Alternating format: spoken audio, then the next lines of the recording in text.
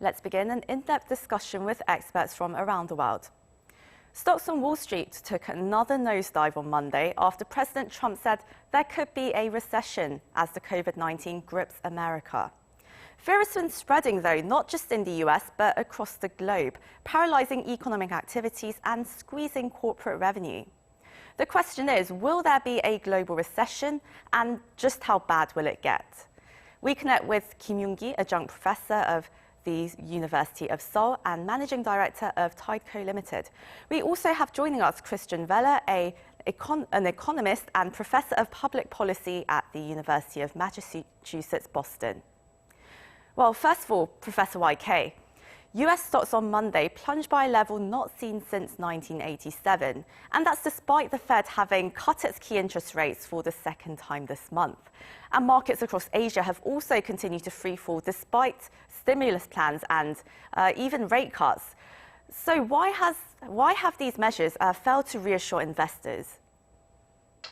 First of all, don't panic. I would say the rate cut overnight by the Bank of Korea, it seems to me right amount of rate cut at the right timing. And followed by the US rate cut overnight, the BOK seems doing their job properly this time. The 50 basis point seems to be much bigger than market expectation, and thus it's reasonable to boost the economy, and of course it's great news to stock market. Because 0.75% of benchmark interest rate is a historic low level in Korea and higher than that of the US benchmark interest rate. In comparison, back in 2008, at the previous financial crisis, the BOK had abruptly lowered to 2% from 5.25% in order to inject huge liquidity in the money market system. We hope that this rate cut will work together with any additional measures of easing credit crunch on the real economy. Furthermore, coupled with any early signal of controlling the coronavirus, this rate cut surely works as a catalyst for the equity market to go up, if not going sideways for the time being. Well, overnight, though, here in Korea and on Monday in Wall Street, though, Professor YK, we saw stocks plummet again. So do you think this is a worrying sign? I mean, Fed did take 2 interest rate cuts this month, but why has it failed to reassure investors? Well, I think panic selling already started at a time when people overshooting the market sentiment. That's the nature of the equity market. No panic. Don't be panicked. Just try to rely on the fundamental side of the equity market, and we'll get better at the end of the day.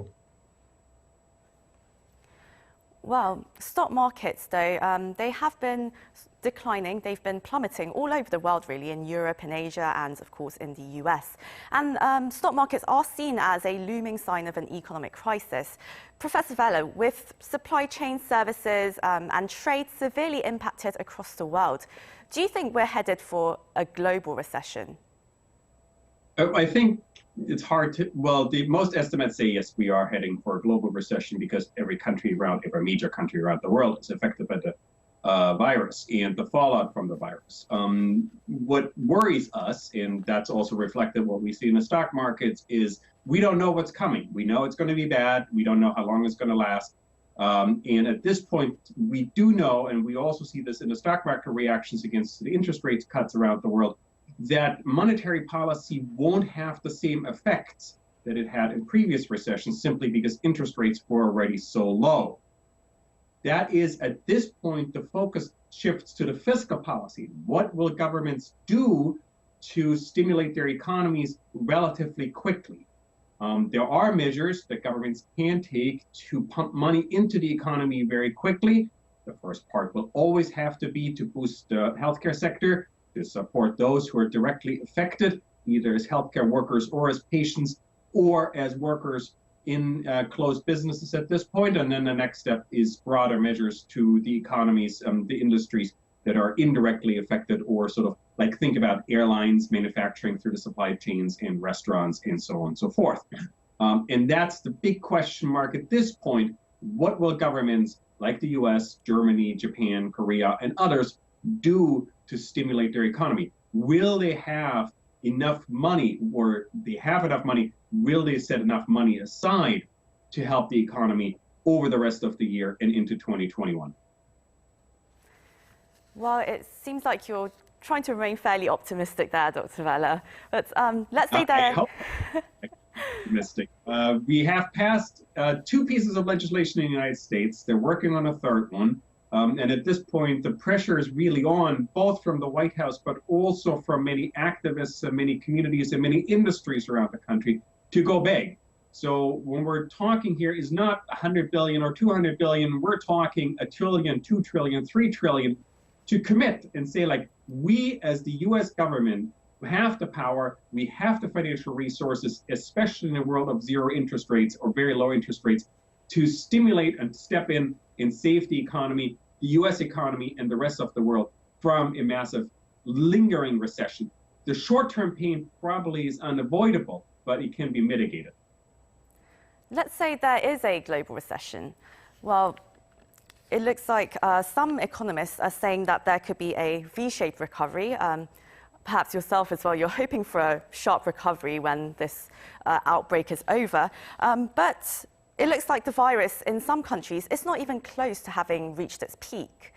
And with historic levels of corporate debt and household debt as well, and of course we're expecting massive layoffs across the world, how long do you think that this economic impact will actually last? And do you think there will be a full recovery? Well, that's multiple questions that are hard to answer, but I think that goes back to the point. We don't know exactly how long this is going to last and how deep it's going to be, which means governments have to steer against that as much as possible. The more governments can bring economic resources now into the system, boosting up the healthcare system, boosting up workers that are being laid off through strengthened unemployment insurance system and retirement systems and healthcare systems, will sort of make the recession much less deep. We learned that lesson around the world in 2008, 2009. The second lesson that we've learned, and hopefully we translate this time around, is that stimulus around the world pulled back too early in 2009, 2010, while we were still in a weak recovery. And that's, I think, what we need to prepare for, that things could spiral out of control relatively quickly. We do need government, and not just the US, all major economies, all major governments, to be ready to support an economic recovery, to make sure that those who are most directly hurt, small businesses, restaurant owners, shopkeepers who are now have to close their shops all around the world, and workers being laid off, that those are coming back relatively quickly. That's sort of what didn't happen in 2009, 2010, and I think that's the big lesson. We're trying to steer against that from happening. The first step is making a recession as short as possible, as shallow as possible, but then also boosting the economy after the recession to make sure that we actually do have that V-shaped recovery that we're hoping for. So it's one of those things, hope for the best, but prepare for the worst. And the worst we know is a lingering malaise of very slow growth, high unemployment that can last for years after the recession is over. That's the situation we had in the United States after 2009. And that's sort of what we want to try to avoid, in addition to avoiding a massive recession. Well, so we're trying to learn from past mistakes, basically. Well, here in Asia, Professor YK, we have employed some emergency stimulus plans and rate cuts across markets, but it seems that they haven't been working as stocks have continued to decline and investor sentiment seems as low as ever. Why have these measures failed to work? Oh, yeah. On the last Friday, if you remember, we've seen over 300 billion won worth of large cap shares to be purchased by various public funds, including the National Pension Fund. This kind of government's market intervention may be easing the short-term sentiment, but not really desirable going forward. And people may regard this action as a seriously negative signal so that they would jump into panic selling in a larger scale. There are some theories behind this argument. A stock price is defined as discount the value of future earnings growth. And the share price tends to be moving in accordance with the phenomenal factors such as macroeconomic indicators and individual corporate earnings. And now, economists and analysts are busy downgrading GDP growth and corporate earnings, etc., possibly even talking into global recession started in China in association with this ongoing pandemic. Empirical study shows that KOSPI is moving ahead of real economy by 6 to 8 months as a leading indicator. Having said that, Seoul, the current weak stock market shows that our real economy is not bright at all. 6 to 8 months ahead of us. In that regard, any government artificial measures can be seen as an instant, short-sighted, and technical solution. What I'm trying to say here is let the market move itself by fundamental changes, even under the current unusual situations. So what you're saying is that the measures that we've seen so far, they're rather short-term injections, a shot to the arm. Well, Dr. Vella, while these emergency stimulus cuts and rate cuts, they're quite rather textbook responses to a looming economic crisis, I suppose. Well, what else should be done to safeguard livelihoods and businesses as we see this looming recession? Well, one thing we have to really keep in mind is that the textbook response on the monetary side, cutting interest rates and providing more liquidity, was predicted to have very limited reach simply because companies around the world were sitting already with very low interest rates and massive amounts of cash.